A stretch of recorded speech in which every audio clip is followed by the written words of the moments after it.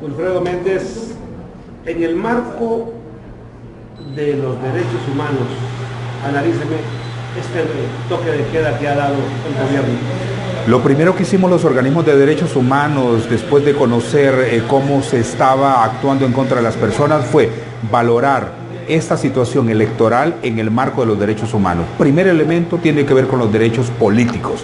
Los derechos políticos de las personas cuando va a una elección y cuando los ejerce posteriormente, es muy importante tener en cuenta que tiene que tener un marco de acción claro en razón de que se respete su voluntad popular, así como se debe respetar a ser electo una persona también, y luego vemos la derivación de lo que eso puede ocasionar: represión, burla de la voluntad popular, imposición, fraude y una serie de manifestaciones.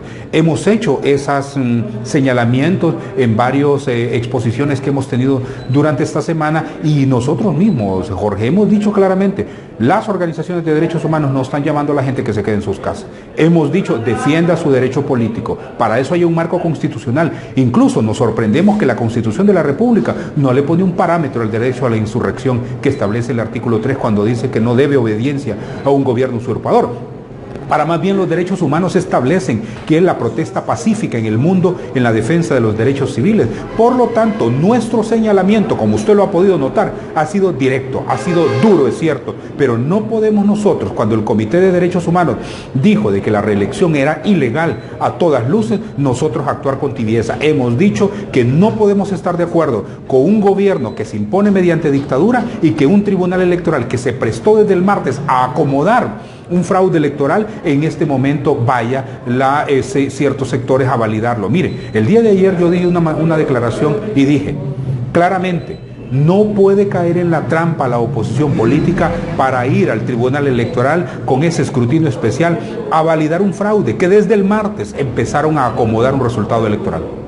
Este posicionamiento de las organizaciones defensoras de derechos humanos será lo que hace que en el toque de queda, en el decreto del toque de queda, les manden una dedicatoria y solo permitan que el CONADE sea el que se pueda mover en la noche y que las organizaciones restantes no lo puedan hacer. En efecto, hay un temor a las organizaciones de derechos humanos independientes porque el comisionado es un títere del gobierno. Desafortunadamente, no es el defensor del pueblo, ni siquiera se ha manifestado en razón de la violación de los derechos. Hay 2 personas asesinadas de las que tenemos recuento y estamos en investigación de una tercera. Hay más de 60 personas heridas, más de 100 personas encarceladas. Entonces, ¿qué significa en ese sentido, en un ambiente de terror y de miedo? Que el defensor del pueblo debe estar defendiendo al pueblo y no lo hace. Por lo tanto, los organismos independientes de derechos humanos que hemos tenido esta postura fuerte, que estamos en todo el terreno a nivel no solo de Tegucigalpa y Comayagüela, sino en todo el país, hemos dicho claramente que ante la comunidad internacional estamos jugando un rol de información permanente en razón de que se conozcan las violaciones de derechos humanos, y ahí es donde el Estado entonces quiere acallar nuestra voz,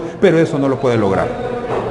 Vemos en Francia, en Canadá, en Estados Unidos, en Nicaragua, en Argentina, en tantos países del mundo donde hay hondureños protestando, diciendo fuera Jo, pidiendo un conteo o un escrutinio de actas que sea limpio y transparente.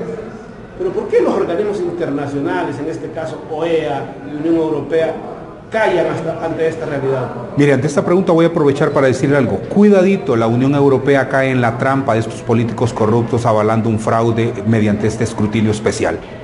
No pueden ser tan ingenuos como para no saber o ignorar todo este proceso que hizo el Tribunal Electoral para poder manipular las cifras. Será interesante ver cómo actúa la Unión Europea el día de hoy en ese proceso de escrutinio si la alianza de oposición no se presenta, porque el tribunal ha dicho de que si no se presenta la alianza de oposición, ellos continuarán con el proceso de conteo. Estamos hablando de derechos civiles que los organismos de derechos humanos hemos dicho que no son negociables, porque la voluntad popular no se negocia. Incluso ni siquiera la alianza de oposición puede ir a negociar la voluntad popular, sino en que estamos nosotros defendiendo derechos humanos en el país.